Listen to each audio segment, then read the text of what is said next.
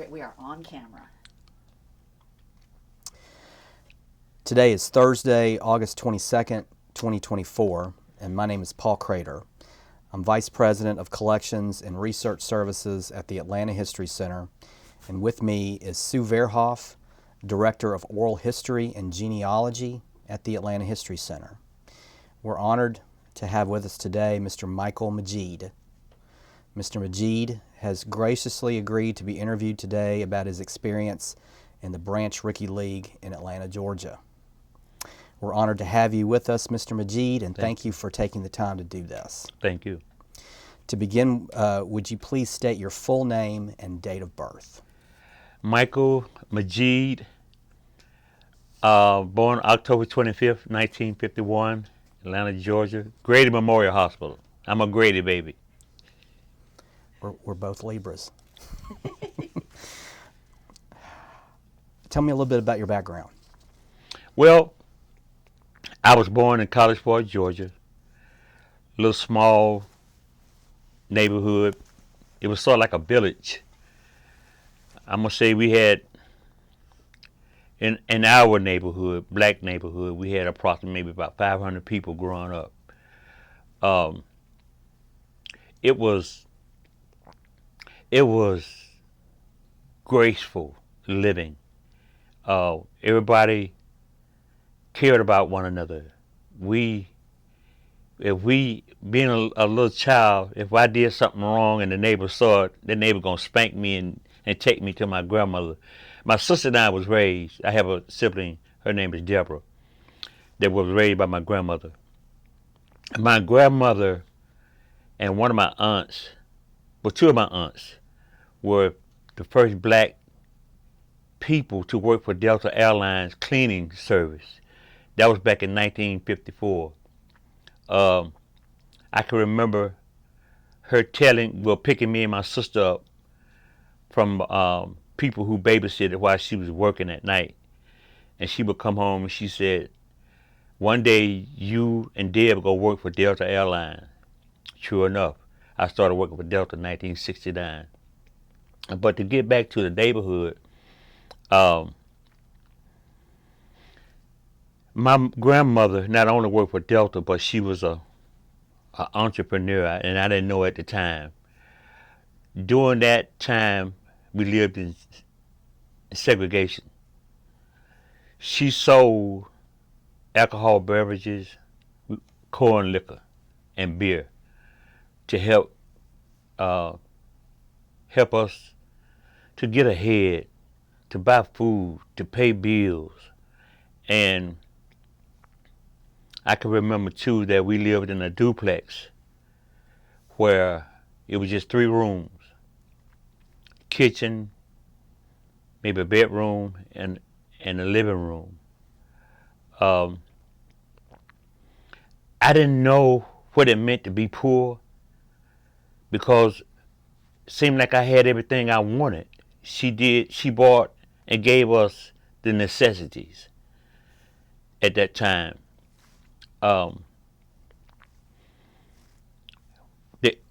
The area also consisted of a lot of segregation. I'm gonna say going up Main Street, Collegeport, we had to hurry up the street because we get abused by white people. We couldn't sit at the restaurant. This is just during in the 50s and the 60s. If we went through a white neighborhood, we had to run because they were going to put dogs on us, call us the N-word. But through faith and by her raising us as Christians, we withstood all that. We had separate sports facilities. The whites had their football field, baseball field, basketball gym, and we had ours. But at some time, we wanted to go up to the whites football field and play on it. But we had to dig a hole under a fence and go over there and try to play football. But if the cops saw us, they was going to run us off. but it was okay. You know, we looked at it as being fun, not knowing that, you know, we should have been allowed to play there too. Um, my sports um, activity started back in the, I'm gonna say 57, 58. I can remember we had Little League baseball, and we had about 6 different baseball teams. And from that, that's how I got involved with the Branch Rickey Negro League adult baseball team. We used to come out there every Saturday and Sunday. The field would be packed with people coming to see. We had 2 teams there in College Park, the College Park Indians and the College Park White Sox. And man, us kids, when the Indians be playing, like the Atlanta Panthers baseball team from Atlanta, they come down there and play. It was a thrill for us. Seeing the major league team like the Dodgers and the Yankees, you know, was a thrill. But being in person, seeing the Negro League team play, and some of those teams could have beat those major league teams during that time too. I was a bad boy for the College Park Indians, and I can remember sitting in the dugout watching this one guy who was my favorite player. His name was Charlie Daniels. Smooth, could hit, could feel, and he talked a lot of trash. And I can remember he broke his bat once, and I got the bat, taped it up, and every kid in the neighborhood wanted Charlie Daniels' bat, but that bat belonged to me. So growing up in College Park was an experience that I would never forget. We loved on one another. We cared for one another. Back in the day, my grandmother bought me a pair of sneakers called Converse, Chuck Taylor Converse All-Stars. And I was fortunate enough for her to give me those shoes. And I had a friend, his name was Cardiel Jones, my best friend at the time. His family couldn't afford to get him a pair. And I told him, Cardiel, come up to my house. You take one of these shoes, I'm going to take one. That's just how we were. We shared. Riding, I can remember my grandmother, when she was selling alcohol beverages, the police would come and, I guess, raid the house. But when they came up in this pathway toward our house, you know, people had signals saying, here come the cops. And my grandmother would tell me and my sister, go out. We had milk jugs with liquor in it. We would go out in the back and plant it in the cornfields. So when the cops came, they would say, Miss Cake, I know you got some liquor in here. Where is it? She would tell them, you could search my house. I don't have anything in here. Not knowing that we back there in the back, we done planted and hid it. But it was an experience that I'll never forget. If I had to do it all over again, I'd do it the same way. You know. Within College Park, did your neighborhood have a designation or a name, or was it just College Park? Was the neighborhood called anything? No, just College Park. And what street did you live on? The street was named after colleges: Harvard, Princeton, Columbia, and we had churches on every corner. That's what made it so peaceful. You know, people that lived in College Park, they preach about faith, about healing, about reaching out to others. Again, like I said, we didn't know what it meant to be poor. Even though we didn't have a lot, we shared with one another. And what street did you live on? I live on Harvard. You live on Harvard? Yeah. Okay. And every time I think about that street name, I think about the school. Maybe one day I get to go to Harvard. Well, what school did you attend? Well, my elementary school was Beavers Elementary. My high school was Eva Thomas. And I did a year of college at Knoxville College in Tennessee.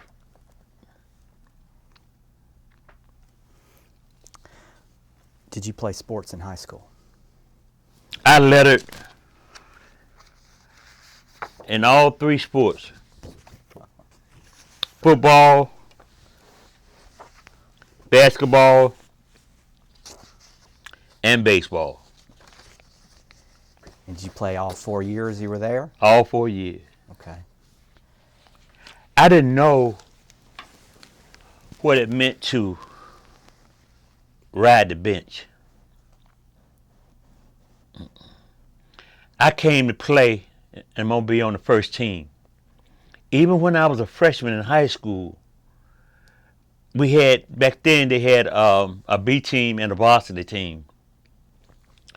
When the ninth grade, me and my friend his name is Nuri Rashid, we played from elementary all the way up to high school together. And the coach saw that athletic ability in us, and he told us that, look, you're going to be on the B team and you're going to play on the varsity. We was good, man. What other high schools did you play? Well, the Whites had school College Park High. And during my senior year, we played them. And it was a big rivalry, blacks, white, and we played them at their gym. And at halftime, we had a surmountable lead on them. And after the game, we whooped their butt. But also after the game, in fellowship, we shook hands, and wished them well. But we had a job we had to do that night. Did you play? That was College Park High School, correct? The No. team that you played. What was the? When I graduated from Eva Thomas, I stayed at Eva Thomas my whole 4 years. Right, but the team that you were talking about just now, about you playing in their gym, that was College Park High School? College Park High School, Okay. yeah. And would you play them in all sports? No, just basketball. The years I was there, we just played them that 1 year.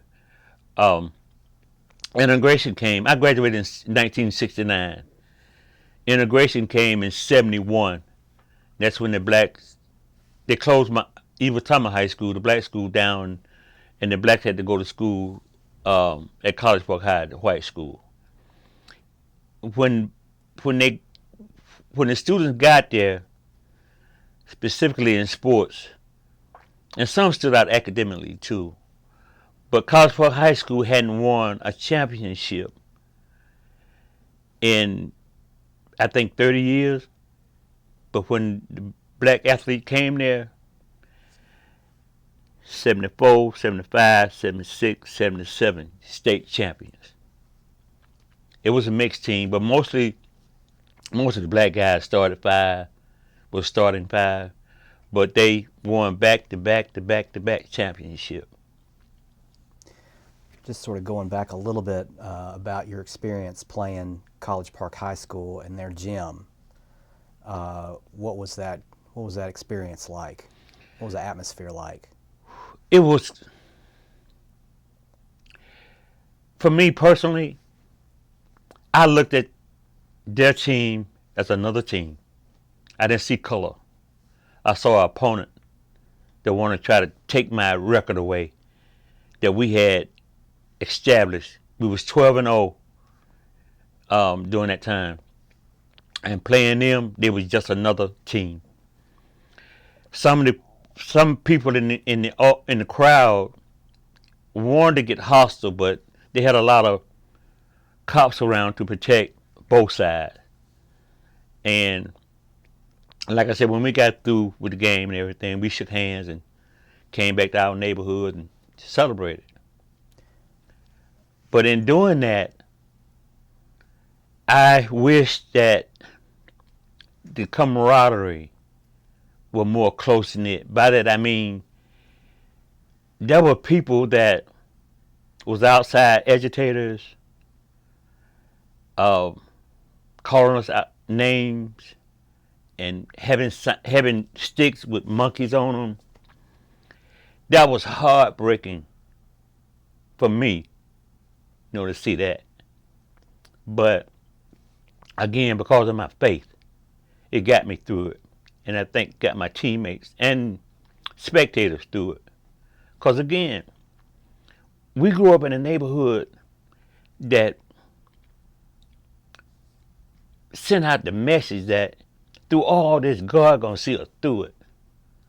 He gonna see us through it, and that's what kept myself grounded. I never had hatred for anybody, any color, religion. I guess I was just dumbfounded. I didn't know what it meant to hate someone or not to help. I was just privileged to live through an era where it was meant for me to be at that time. Leading up to that game, what were people feeling and talking We couldn't about? wait. We couldn't wait. Okay. I can remember like it was yesterday. The day before, we had like a parade. A lot of people weren't looking at us against them. But again, my teammates and I and the coaches, we know we had a job to do. We didn't care about color. We good, and we was cocky about it. When we got there, I remember my teammate Nuri, he said to one of the guys, said, we come here to take this gym away from y'all, and we're going to give it back to you when we finish. We were good, man. We were good. Do you remember all your teammates' names? Yep. Who were they?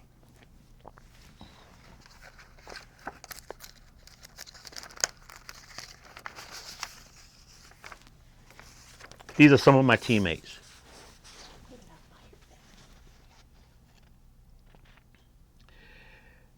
Larry Shinchcombe, Donald Goodson, Charles Deal, Ernest Rainey, Nuri Rashid, Michael Majeed, Washington, Leon Washington, Sherman Harb, Bobby Cheeley, and I can't remember the rest. I think I got them all. Growing up again in this little neighborhood, we had always played with one another. And the guys before us, they had a winning tradition. And I didn't know what it's like to lose, because I had always had winning tradition. And we sort of kept that. When we left Eva Thomas and the kids behind us saw how we played and won, they kept that same spirit. It was a token of good coaching, good parenting, and the facility that we had. We have always had our own gym, football field, baseball field. So sports was a big enthusiasm for us. And I thank God for being. Are you in that photo there? Am I in this photo? Yeah. Yes, sir. Can you hold it up and point yourself out?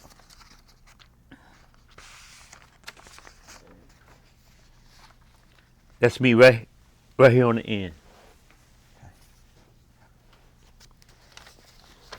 How many students were at Eva Thomas High School? Do you remember? 350. 350. From the 8th grade to the 12th grade. My graduation class was only 33 people. And we liked that.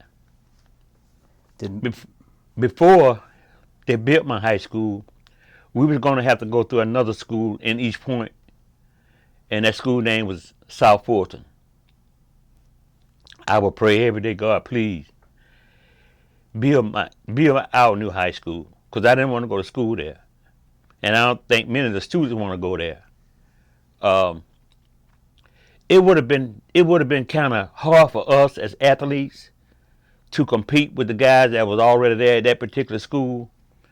So when our school was built, thank God, we were happy, glad, because this is fresh, this is new.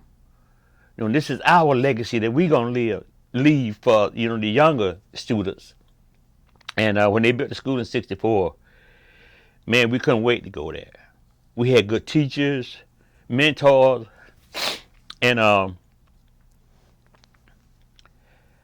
it was exciting. School was exciting, for me, because I had a chance to live a lifestyle of people that weren't privileged to go. Some choose not to go to school. But my grandma had always told me, he said, you go and get an education, because you'll go higher in life and keep your standard up. And I loved every minute of it. Every minute. What other high schools, other than College Park High School, would Eva Thomas play during the year in these sports? During our first 3 years, from my freshman year up to my sophomore year, they had a league established for black schools called the GIA, Georgia International Association. And from 1964,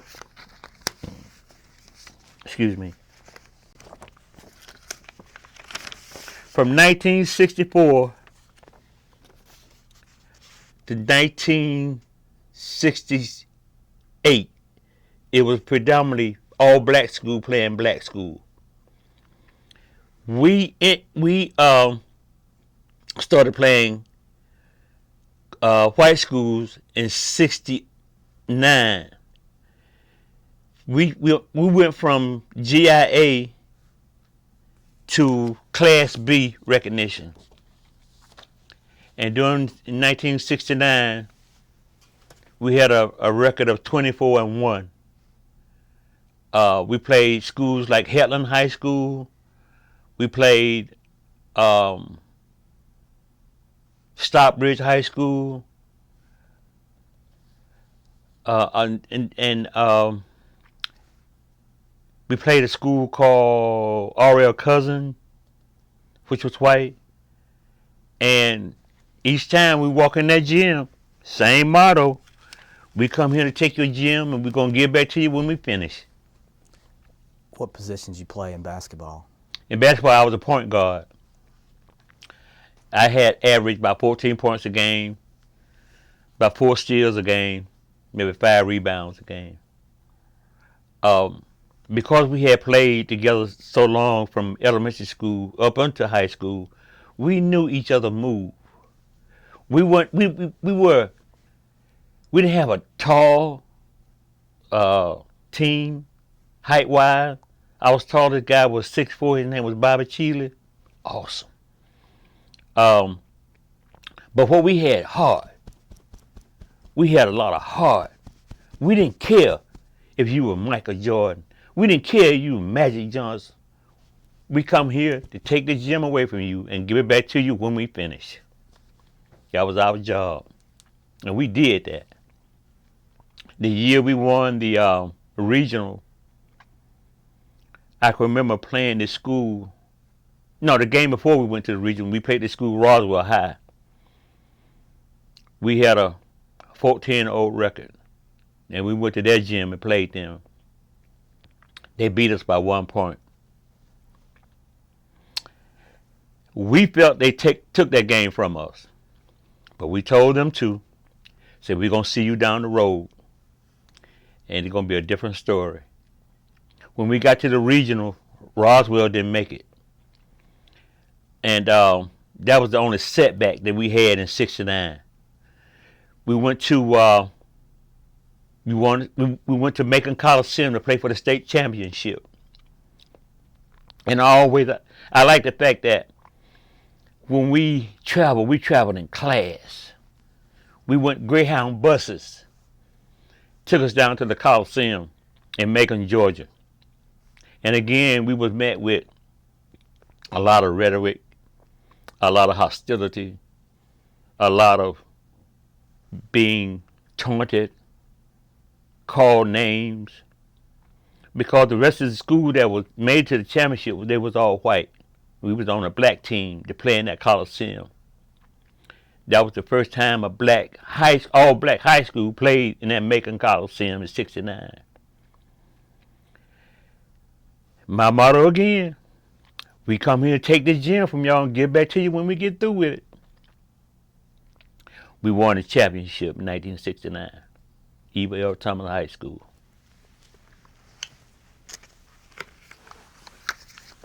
Excuse me. These, I don't know if you could see most of it, but these are some of the documents that they wrote up about us. And we thank God. And we had our whole community come to that championship game. Well, throughout the tournament, they was there cheering for us, kept us going. When we got back to College Park, we felt like the city of College Park was going to give us a parade, but none of that happened. The city didn't do nothing for us. But among ourselves, we celebrated. The whole black community celebrated. It may be 3 years ago. I'm not trying to put any acclaim for what I participated in 3 years ago, but it was our 50th anniversary, and I felt like we should do something to honor us, the guys, for all of us die. I want to do something for us. So I got together some of my team members and decided to have a banquet for the guys. And we pulled it off. We had a banquet. We got trophies. We had a lot of city councilmen, people from the neighborhood, people from Atlanta, city hall people come down and pay privilege to us, homage to us, and see our coaches. Some of the school teachers came. It was a thrill. It was. But I felt like the city of College Park, because I heard that other black schools that went through what we went through during that time, the city got them rings. And I felt like we should have got the same privilege or the same honor that those other black schools did. But it's okay. Because in our heart, we know we champion. What did it feel like to be a state champion? Excuse me? What did it feel like to be a state champion? I tell my nephew now, he when he was young, he was playing basketball over at the gym, our neighborhood gym. And he would say, man, I'm better than you, I bet. I'm better than you. I said, yeah, but you ain't got no ring, but you don't have a ring. You know, I'm a state champion twice, '68 and '69. You know, so it's an honor. The hard work that we put in, the drills, for the coaches to take time out to teach us to be by our side, family members, friends. It's an honor to say I'm state champion. Do you remember your coaches' names?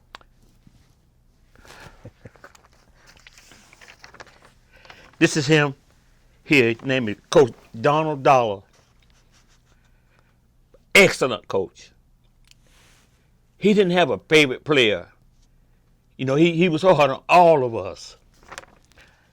After graduating from Eva Thomas and the school closed down, he went on to coach at Douglas High School and won more championships. Coach Dollar was a hell of a coach. Good coach, good man. And I thank God he was in my life to show me the way so I can lead other guys that was under me the way. Because the way he taught basketball, and he was our football coach too, head football coach too. The way he taught us about sports and about getting an education will always be in my heart. And I thank God for him. And I talk to him now. In fact, I talked to him last week. And he was a good role model. And he is a good role model. Well, now let's jump back to the previous year, 1968, because you won a state championship there too. It was an all black association, the GIA association. Our biggest rivalry was a school in Fairburn, Georgia. It was the Fairburn Warhawks. And you could feel the excitement in the gym when we played at our home or at their home. Gym would be packed. We had skilled players, and they had skilled players too, but we were just a little bit better. And playing in that conference, we met a lot of good teams, but we were superior. Bottom line, we were superior. Even Thomas High School, especially basketball, were dominant. The school I mentioned before, South Fulton High School, was known for having good sports teams too. They won a lot of championship football, basketball, baseball. But the year in 69, 68, we played them, and it was especially good for me because I had relatives that lived in East Point, where South Fulton High School was, and I would tell them, "We gonna kick y'all butt." No, South Fulton this and South Fulton that. I said, yeah, but y'all had met a team like Eva Thomas. We went there, and I was dating a lady that went to South Fulton High School. I said, babe, I'm sorry, but I'm coming over here. You're going to take your GM away from you tonight. We won it at their school, and when they came to our school, we also won. So it was a good rivalry. You played football, basketball, and baseball. What was your favorite sport, and what do you think you were the best in? I think I was best in baseball. We didn't get a chance to play baseball from my freshman year up until my senior year. Only my senior year we had a baseball team. And a lot of the guys that grew up with me wasn't around to play ball for whatever reason. But we had a pretty fair team. But my baseball experience was, I mentioned earlier about this man named Charlie Daniels. And I would just picture myself being Charlie Daniels. And again, I'm cocky.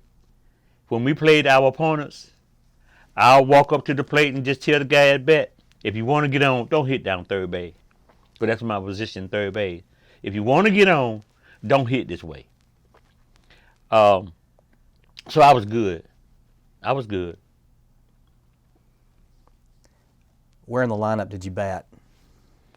I think at that time maybe Sometimes first, sometimes second. I was pretty fast on the bases.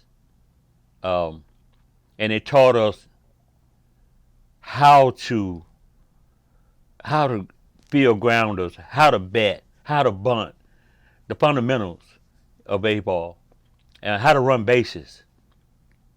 Um, it was for me. It was a learning experience that again I had to pass on to guys that was coming under me. Um, we couldn't wait to come to practice. Um, and when it came time to play, we would always make sure we had clean uniforms and our socks was matching. Shoes were shining. We were happy to play sports, and also we was happy to intermingle with other classmates in school. It wasn't just about sports. You know, I want to be able to move from the 8th grade to the 9th grade to the 10th grade and graduate. I want to know how it felt to throw that cap up when I graduated. Um, During my senior year, my grandmother passed. No, my junior year, my grandmother passed. And that took a lot out of me mentally. Um, because she had raised me in a way that no other parent could do. She taught me values. I had morals that she taught me. And she told me before she died, she said, whatever you do, I want you to finish school and go to college. And I told Big Mama,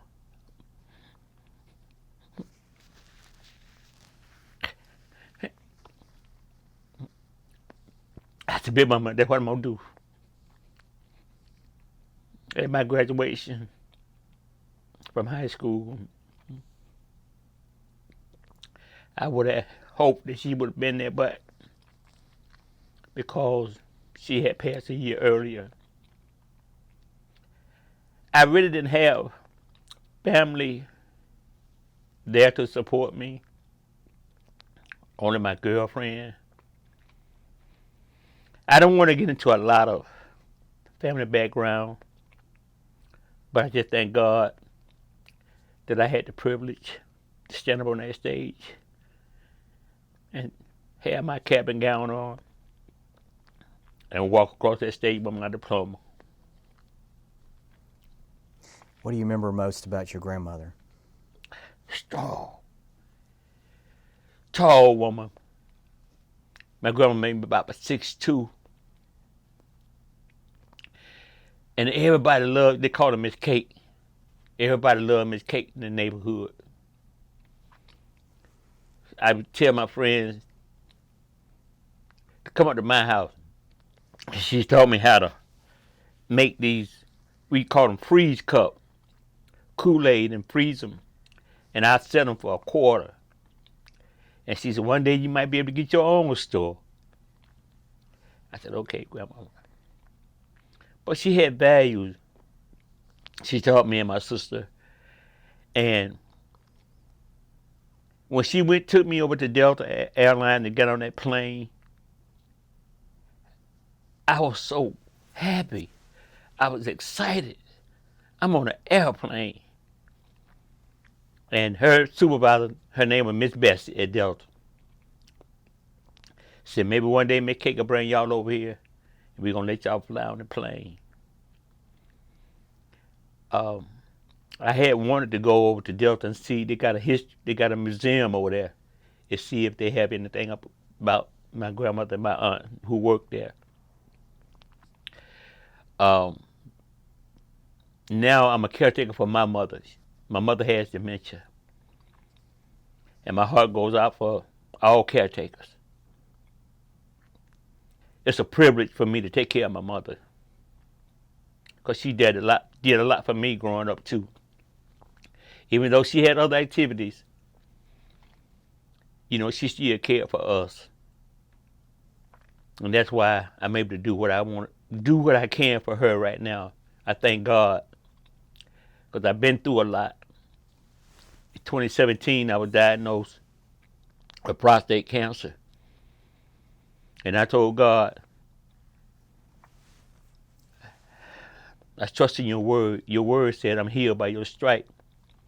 I'm going to do what I got to do in the natural. God healed me from prostate cancer 2017. But while I was there, they told me I had to be on dialysis. I said, okay, God, ain't nothing too hard for you. You said I'm healed by your stripe. I trust you, God. I was on dialysis for 6 years. And every day I would go get on that dialysis machine at that center. I would say, God, thank you for my new kidney. Thank you for the people that's going to give me that kidney. And thank you for that person that's going to give me that kidney. A lot of time, while in dialysis center, you hear other patients say, I can't make it today. This machine killing me. That. I just voided all that out. And I said, God, thank you. Thank you for saving me. Thank you. And when I would get off that machine, I would go to the gym and work out 15, 20 minutes. Sometimes I'd be weak, but I knew I had a job to do. I wanted to live. I wanted to show people in that center and in life that if you just trust God, you can get through this. 6 years later, please bear with me. Because of my faith, the Holy Spirit spoke to me one day and said, Michael, I was on the kidney transplant list here in Georgia, Alabama, and Tennessee. The Holy Spirit spoke to me one day and said, Michael, go down to Emory University. And when the Holy Spirit speaks to me, I don't question it. I do just what he said do. I had got a haircut. I drove down to Emory University on Clifton Spring Road and walking through the door and my phone rang. I said, yes, can I help you? And the lady said, Mr. Majeed, see, you need to get to Emory right now because we got you a kidney. I said, ma'am, I'm walking through the door.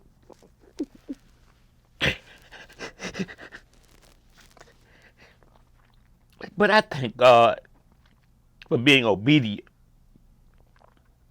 throughout my life. I'm an advocate for people that's on dialysis. I go to the center, but 2 centers, and I tell people there, the patients there, don't give up. Just keep trusting in God.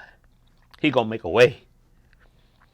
See, people can't tell me about some things, what they've been through. But if you've been through the fire, and I got the scars to show them, I've been through the fire. So if God can do it for me, he can do it for you too. Just trust in him and believe and have faith.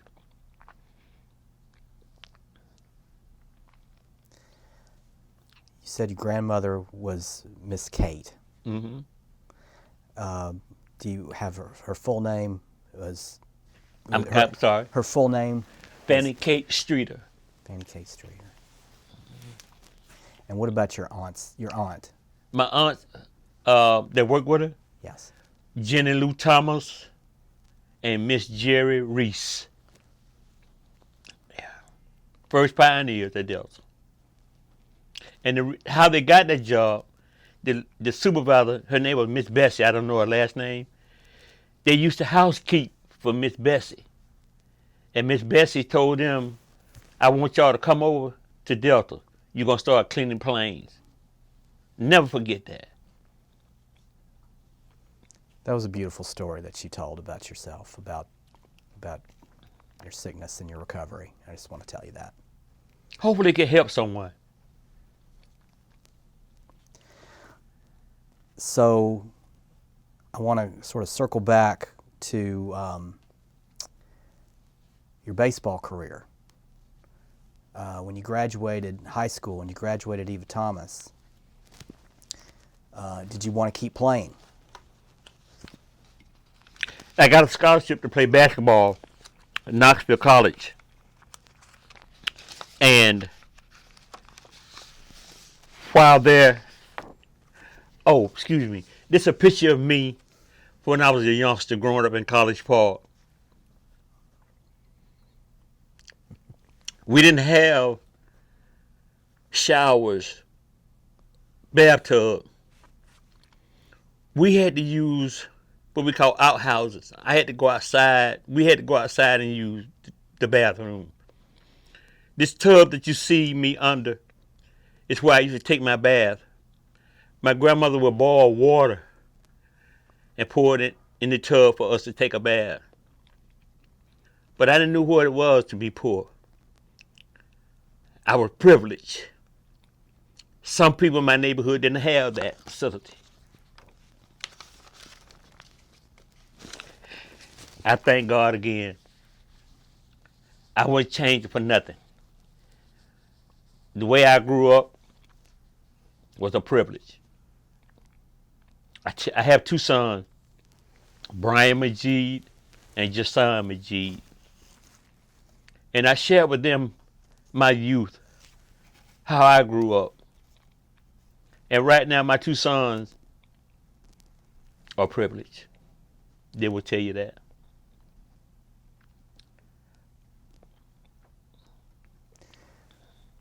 Did your friends, did your teammates, do you remember getting scouted by professional leagues?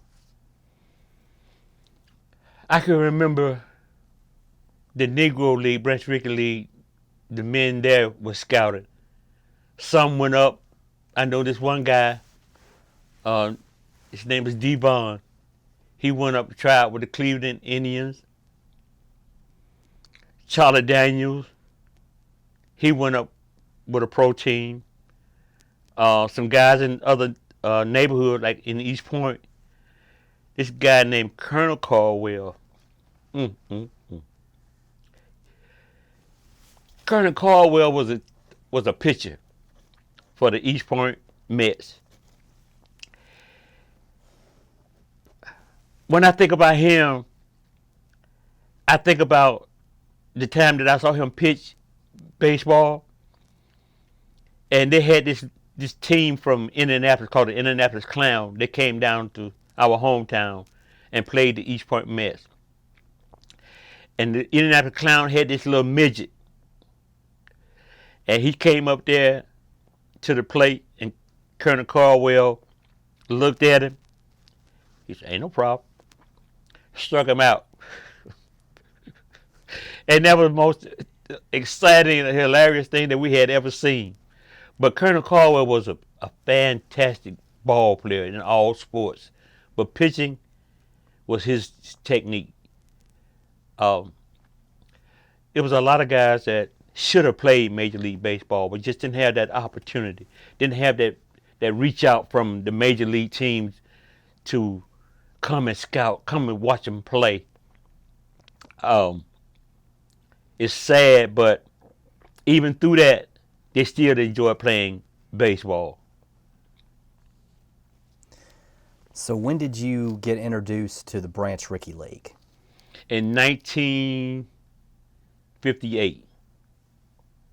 Okay. I was maybe 7 years old and saw them play down in College Park. The rival team, the East Point Mets, the Atlanta Panthers, the Forest Park Braves, the Fairburn Hawks, Hayfield teams, team from Macon, Georgia, team from all over. And this was a season where the ballpark would be packed with people. They look forward to it on Saturdays and Sundays. Some of the people in the stands from College Park, like Mr. Ridley, Mr. Ed Chisholm was the barbecue man. Mr. Ridley had this laugh like you would never hear before. Miss Honeycutt, her brother was a pitcher, and you could hear her say, "Throw that ball, buddy! Throw that ball!" It was exciting. People was it was like the 4th of July every Saturday and Sundays. And when we go, when our team, like the College Park Indians, would go to other fields, like up at, they had this one place called Hull Stadium. And they should make Hull Stadium a monument. Because that's where all the big teams will come and play every Saturday and Sunday. And people from everywhere will come to Hull Stadium. I wish it was a way that I could petition for that particular field right now could be designated where the Negro League played their ball. But I think it's a radio station there, so I didn't pursue that. My biggest objective was to get people to know about Negro League, Branch Rickey Negro League around here in the metro area. I made a promise to one of the players from the College Park Indians. I said, y'all gonna get recognition. Before I die, I'm gonna make this happen. A lot of doors were closed for me in trying to establish, the recognition for these guys. But I thank God for y'all opening doors up. So finally they can get some recognition, some appreciation for what they went through, the harassment, I guess the overall challenge of playing during that era, But through it all, I think those guys and myself, it was an honor to come and represent the league in a way where it could be respected by us, if nobody else. Do you remember or do you recall the history of the league and why it got started? I'm not able to go back that far. I knew of some of the managers for the College Park Indians. His name was Mr. Bussey, and he owned a local store, convenience store there in our neighborhood. He sponsored the College Park Indian team. The coaches were Mr. Bridges, Mr.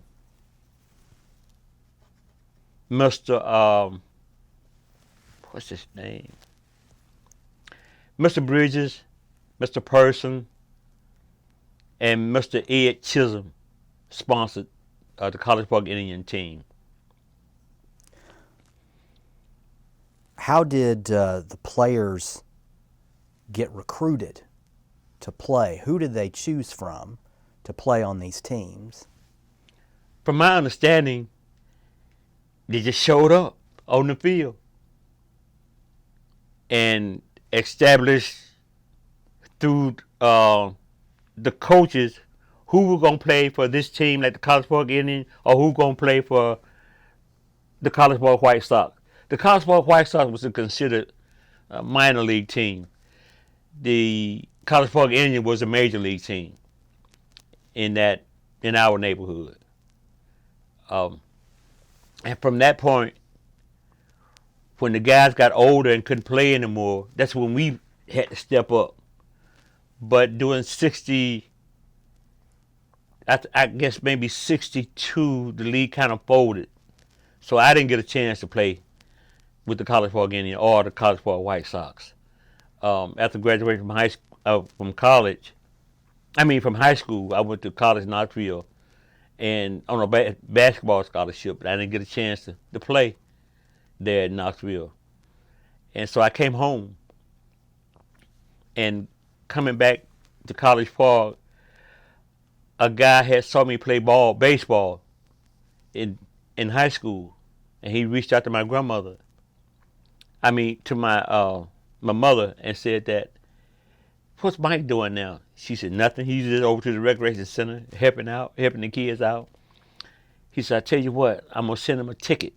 I want him to come to Kissimmee, Florida, and try out with the Kansas City Royal baseball team." My mother called me. She said, "You need to come home right now."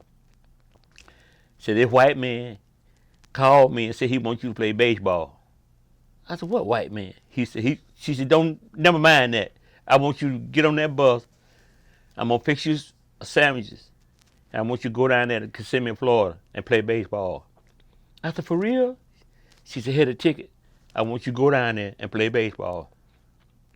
And again, I got that cockiness in me.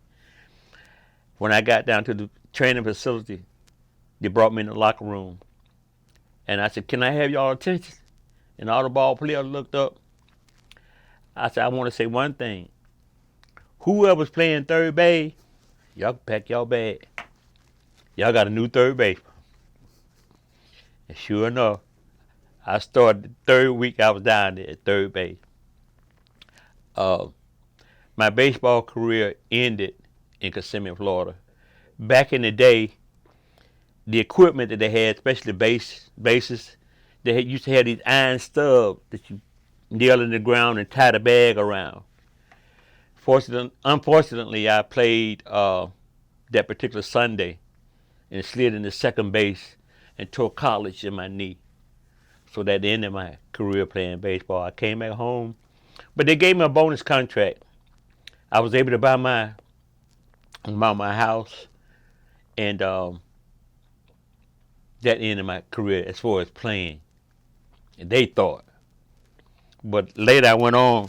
One moment. We had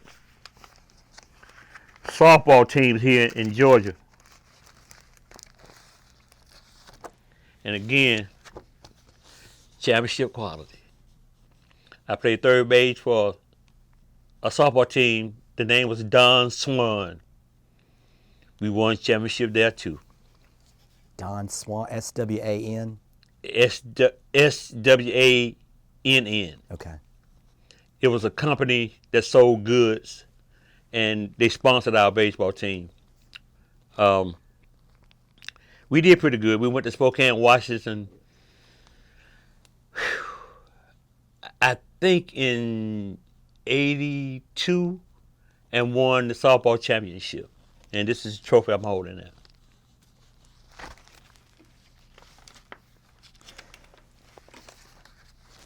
Do you remember any of the players that were in Kissimmee that you played with or played against? This one guy, Maury Wills, was his father. Maury Wills played with the Los Angeles Dodgers, and was one of the heroes of the Dodger team during that year. I guess in maybe late '60s or early '70s, and he had a son named Bump Wills. I remember him playing there. And when I was leaving, when I was leaving Kissimmee and the Royals, they had a third baseman coming up. And I have to say I would have stepped aside. George Brett. George Brett was the most, you talking about awesome third baseman and ball player. I had the privilege of meeting him. And I guess it was just destiny that the injury I had, sort of moved me to the side, because I knew I couldn't beat George Brett. He was just that good. And later came on to be a Hall of Famer in the Major League Baseball. You mentioned, just sort of getting back to the Branch Rickey League, you mentioned Hull Stadium is where the College Park Indians played their home games. Well, College Park Indians had their own home field, but Hull Stadium was Yankee Stadium for the Negro League team. Okay. Every big game to be played was at Hull Stadium. Do you remember, we'll get back to Hull Stadium, do you remember the other stadiums or facilities where games were played? Well, each team had their own home field, but to bring out the real crowd, Hull Stadium. Okay. How many? And Ponce de Leon Park, the College Park Indian played there once. And that was really Yankee Stadium. Uh, a lot of people hadn't seen Negro League team, especially whites. They had never seen Negro League team play. And man, when I went there with the College Park Indians just to see all the whites in the stand, it was breathtaking. But they enjoyed it. They wanted them to come back and play again. But during that time, it was segregation, and weren't able to play as much as they would like to, meaning the black Negro League team. Do you ever remember the Branch Rickey League teams scrimmaging the Atlanta Black Crackers? I don't remember. I've heard, prior to me, coming on to with the being a bat boy for the College Park Indians, I had heard that they had played some Caucasian teams, but I never experienced it. Or the Atlanta Black Crackers? Nor the Atlanta Black Crackers. I don't know too much about them. What do you remember most about Hull Stadium? Excuse me. Hull Stadium the grounds were kept real nice and pretty. And they had big columns, wooden columns, all around the outfield. And for someone to hit a home run out of Hull Stadium, man, you had to be awesome. You had to be strong. Because the fence area, the wall area was so high. And a couple of guys, they went out. Do you remember what the dimensions were in the outfield? And no, I don't. Okay. And you talked a little bit about the crowds that would show up on a Saturday night. It would be so packed that people would just stand outside of the stadium. They just want to be around the stadium when the teams played. Each team had their own buses. The College Park Indian had a bus, had the Indian signage on the outside. The Panthers had a Black Panther on the side outside of their buses. You would see people coming up to the buses and just standing there and taking pictures. And again, it'll be packed with people, even out on the street area. But Hull Stadium was the main event in playing ball there. People be excited. When you hit a foul ball, the kids would run and get them, because back then, if you brought the ball back, you get a quarter. And it was just so good back in the day. How did you get to be a bat boy? Through my mother's boyfriend at the time. She was dating a guy by the name of D. Bond. And he said, "You want to be our bat boy?" I said, "For real?" I said, "Yes, sir. Be glad to." To go there, pick up Charlie Daniel bat, to pick up Frank Majeed's bat. Frank Majeed was the Josh Gibson in our era. I can remember him. Now, at our field in College Park, I wish I had a picture of it, but I don't. It was a school up on top of the hill up there. Frank Majeed hit a ball on top of the schoolhouse. That's a long way, man. Good athletes. All of them was good athletes. From the catcher to the pitcher, the infielders, outfielders. College Park Indians had good teams. And how old were you when you were a bat boy? 8. 8 years old. Mm-hmm. Okay. And what do you remember about the players on the field when you were 8?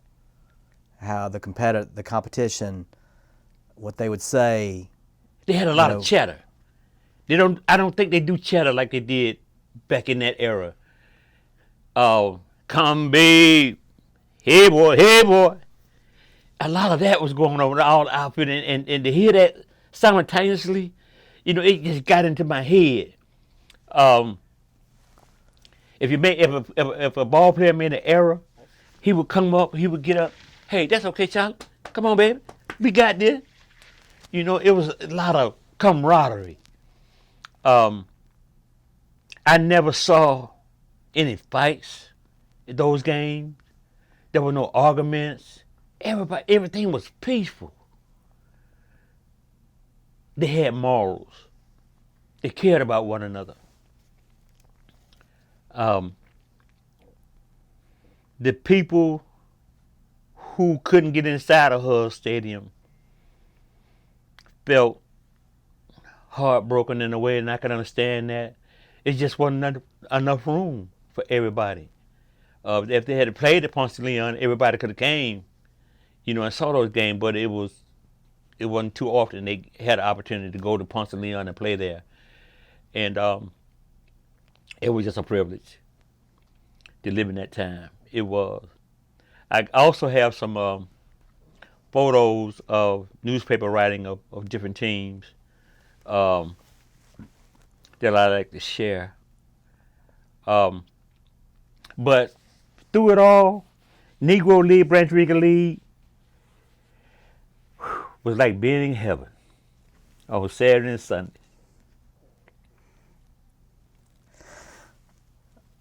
So, so I'm curious about, okay, so each team had a sponsor. Mm-hmm. Okay. And that sponsor was a business that would pay the expenses of the team, the uniforms, the travel, the buses, Right, and all that. right. Okay. And you mentioned the sponsor for the Indians, his name, Mr. Bussey. Mr. Bussey. Mm-hmm. Okay. And what do you remember about him? He was real quiet, laid back sort of gentleman. Excuse me. Like I said, he had a convenience store there in the neighborhood where him and his wife and wife's sisters ran the store. He was an honest man. He helped a lot of people. When you didn't have the money to pay for, let's say, some lunch meat, he would say, well, take this when you do get the money, bring it to me then. Again, he was very quiet. I didn't remember Mr. Bussey talking a whole lot. Now, his wife, she talked. You make sure you bring that money back now. But he took to baseball and see that the needs of the team were met. And I thank him for helping not just the baseball team, but our community. And the players themselves, so were these amateur players or they get paid? They was amateur players. Okay. They had jobs. Some worked in warehouses. Some were construction workers. Some worked at the airport. That's how they made their living. I don't think they got paid for playing baseball. It was just the excitement, the enjoyment, and the camaraderie of playing the sport. Did you follow the league? I know you were a bat boy when you were 8, but as you got older, would you attend the games regularly? Was it Yeah. do you always remember it being a big deal in the community throughout your time until Right, it folded? right. The Negro League teams, you wanna come and watch them practice. Not only playing games, but you want to see them practice. Cause somebody gonna break a bat, and we want to get that bat, tape it up, so when they get through practicing, we can play. I got Charlie Daniel bat. I got Frank McGee bat. I got other players. You just be happy to get one of the players' bat, and use it. And I can tell my friend, I got Charlie Daniel bat. I got Ed Lee's bat. I got Homer Arnold's bat.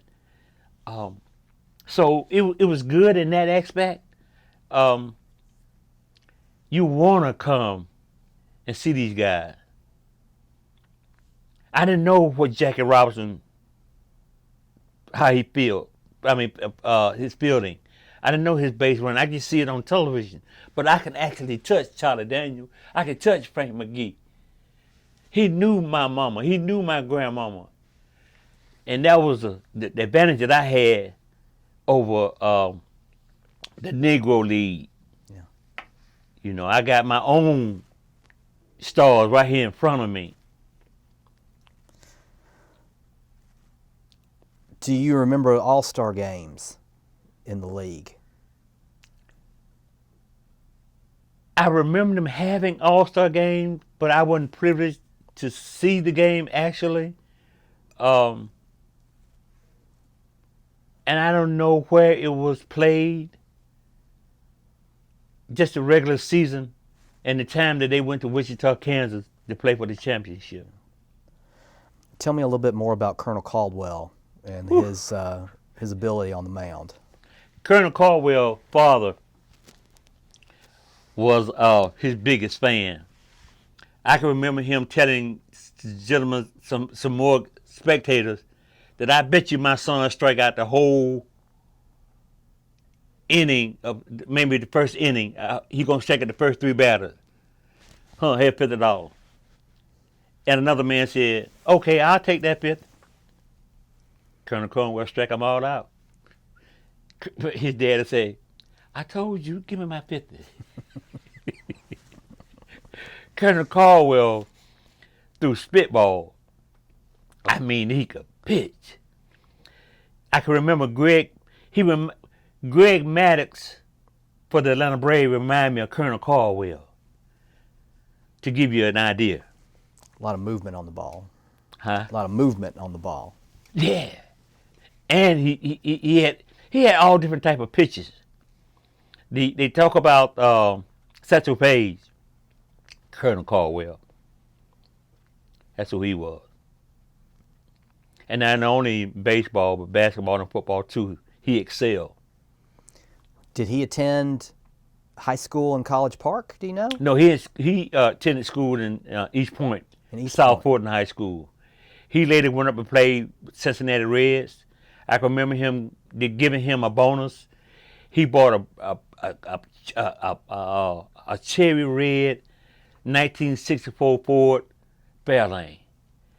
Man, he brought that thing down to College Park, and he sat beside it. I said, "Mr. Caldwell, can I just touch it?" He said, "Yeah, but don't put your hand all on it now, because I got to shine it back up." But he didn't follow up on his baseball career. A lot of times the guys came back home.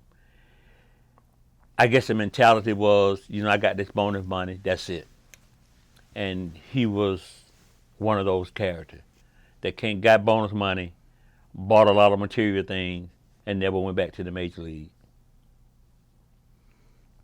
And you said Frank McGee was a power hitter. Frank McGee was the man. Frank McGee was the man when it came to batting fourth, cleanup, and he finna knock it out the park. And for a man his size, I think Frank might have been about 6'2", maybe 240. He had speed. He could run. He played right field, had a good arm, but he was known for his bat. Frank McGee would hit moon shots. You go to College Park today and find an elderly person and ask them about Frank McGee. The same things I'm telling you about Frank McGee, they will tell you the same thing. Frank McGee was the black Mickey Mantle. He was. And I'm trying to get in touch with some of his family members to let them know what sort of baseball player he was, because I'm sure his niece or nephew, if he have any, would like to hear that. And he lived in LaGrange, Georgia. Him and his brother played for the College Park Indians. And I tried to get in touch with people that I met from LaGrange. They knew of his family, but they telling me that they can't get in touch. But somebody in LaGrange know about the McGee family. And because of my responsibility to my mother, I'm not able to do a whole lot because I'm caring for her right now. But some way, I hope I can get in touch with his family members to show him or to tell them, and I got articles about their relative, Frank Magee.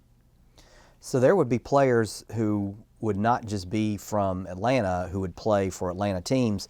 These would be players, because the games were played on the weekends, they would travel up from where they lived Right. and play league games Right. on the weekends. Right. Okay. Yeah. From the Grange as far as Augusta, players that come to play with the College Park Indians, or the East Point Mets, or the Atlanta Panthers.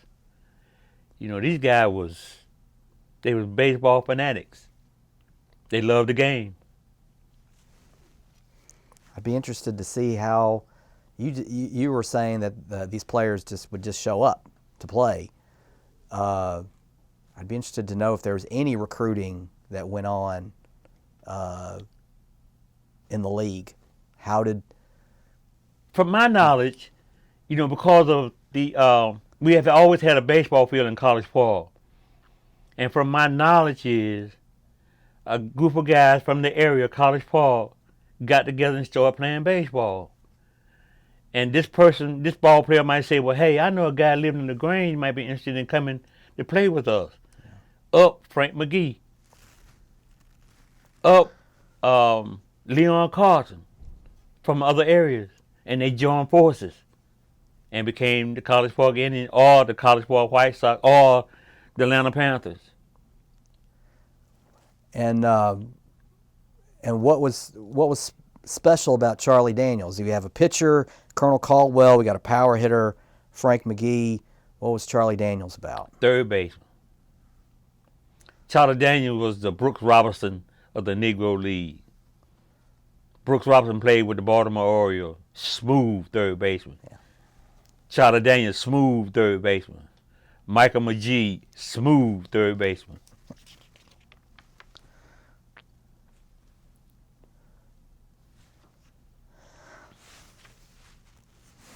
Well, I guess I wanted to end up just on a general question. What would you like people to know the most about the Branch Rickey League? Excuse me. The Branch Rickey League during the 1950s up to I guess maybe 62 when the league broke up was a part of history that people here in the Atlanta area especially should know that if a group of guys from different neighborhoods in the Atlanta area got together and made up a league called Branch Rickey, sponsored by some faithful people that want to sponsor baseball teams and players, so it could be looked at with honor, with dignity, a lot of character, a lot of heart, faith, but most of all, camaraderie, to bring together a group of ball players, a community where people can come and be entertained and know they're going to get quality sportsmanship with dignity, clarity, and at some point faith. Because I can remember before each game, there would be a minister come and pray for the entirety of that particular game. You can't fathom the joy it brought spectators, the fans, the people who sold the hot dogs, who sold the sodas, and even people from outside that wanted to come and watch the Negro League ball players, but for whatever reason was ashamed or maybe frightened but didn't have no reason to be. I'm thinking of white people that I saw up on the hills in their trucks, peeping down and want to see about the ball players. Could have come, but again, for whatever reason, they didn't show. They didn't come down to the field. But I want them to know that besides other Negro League teams outside of our area, you had teams here in Atlanta that people have forgotten about or didn't know about. I want them to know that these guys need to be honored. They need to be shown that we care about them and cared about them, even in their passing, to pass on the knowledge that I know about and have shared with you during that time. It was a time that the teams, they brought joy. They brought a sense of dignity and caring for not only for themselves but for others. And you got a chance to see good ball players from all aspects of life to be entertained by. It was just a good time during that time. And I thank God that I was able to see it.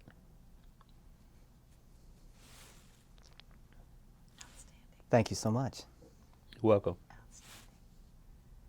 Now, would you like to do the photos in there on camera? Do you want me to film you all going through the portfolio, or? It's up to you. How do you feel? Are you hungry? Or are you tired? Camera's still running. Would you like to go through what's in the portfolio there on camera, or do you want to talk about that off camera? I want to talk about it on camera. Okay. Then let me pause for just a sec. Okay. We're going to go off camera.